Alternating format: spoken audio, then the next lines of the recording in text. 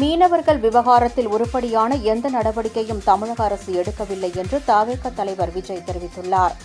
இதுகுறித்து அவர் தனது எக்ஸ் தளத்தில் வெளியிட்டுள்ள பதிவில், புதுச்சேரியின் காரைக்கால் மாவட்டம் காசாகுடிமேடு, கிளிஞ்சல்மேடு கிராமங்களைச் சேர்ந்த 25 மீனவர்களை எல்லை தாண்டி மீன் பிடித்ததாக கூறி இலங்கை கடற்படை கைது செய்துள்ளதாக குறிப்பிட்டுள்ளார்.